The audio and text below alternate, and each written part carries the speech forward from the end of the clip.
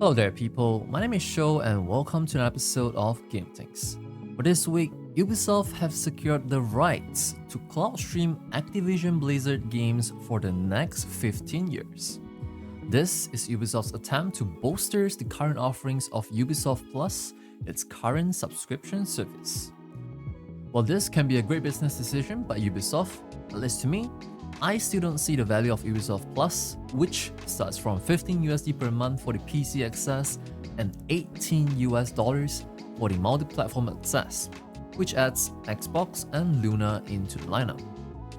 But if you're the kind of person who plays video games on impulse, say you would play one game for a month or 2 months straight, once you sink enough hours in it and you are done, I guess I can see the reason for you to go for a game subscription service like this one, especially the ones that supports cloud streaming, which will ultimately be the cheaper option to enjoy and play games. Next, it is now official from the second trailer, Persona 3 Reload is set to release on February 2nd next year in 2024, and we now know the different editions that the game offers. Besides the standard edition, the Digital Deluxe edition will include digital art book and soundtrack, and the premium edition will come with an extra DLC pack. If for some reason you are a collector of digital licenses, the Persona 4 Golden BGM set is a limited bonus that is currently being offered to those who pre-order the upcoming Persona 3 Reload. I am personally excited to play Persona 3 for the first time in my life, and most importantly, I'm curious to see what are the people's opinion on the new Persona 3 Reload, especially from those who have at least played the PS2 version or the PSP portable version, or both. I can't wait to know what are their takes on a new game when compared to the old ones. Moving on, this thing is no longer called Project Kill, it is officially called the PlayStation Portal, a handheld remote play experience that will cost you $200 US. There is also the Pulse Elite headset and Pulse Explore earbuds that were announced alongside the Portal. Coming back to the PlayStation Portal, to those who are unfamiliar with remote play, it is a feature since PlayStation 3.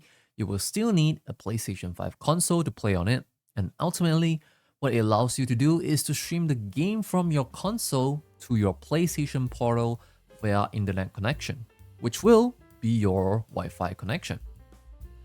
Bluetooth support is not on the Portal itself, but through a PlayStation Link supported device, like your PlayStation 5 console, a PC, or a Mac. If you really want to just have a PlayStation 5 handheld experience, or your younger siblings want to watch their cartoons using the TV, or perhaps it is you who wants to play some Doki Doki Literature Club without your parents knowing, then yes, I guess the PlayStation Portal can serve its purpose. Finally, again, I would like to stress, especially to the parents or the less tech-savvy people out there, do not buy this if you don't have a PlayStation 5 console. Then, in Epic Games' attempt to attract more developers listing their game on its platform, currently Epic Games is allowing developers to enjoy 100% of revenue share for the first 6 months of their games being exclusively listed on its platform. And the platform fee will only be reverted back to 88% for the developer and 12% for Epic after the first 6 months of exclusivity ends. This applies to all kinds of new apps and games that were not released on any other platforms prior to the Epic Games Store listing, with this program open for registration and commencing on October 16, 2023. As for the shorter news and quick mentions, apparently Stalker 2 Heart of Chernobyl will be scheduled to an early 2024 release after all, as you can see from the developer website GSC Game. The co-op multiplayer game, The Outlast Trials, will be coming to consoles in early 2024, and as it arrives on consoles, the game will also be adding crossplay support, and all the improvements made during early access will also be incorporated. Soulframe, an upcoming fantasy free-to-play MMORPG, just had its prelude gameplay shown off during Gamescom 2023. The gameplay is 30 minutes long, so if MMORPG is your go-to, do check out the gameplay with the link provided down below. If anything, I think the sound effects and background musics are amazing in this game.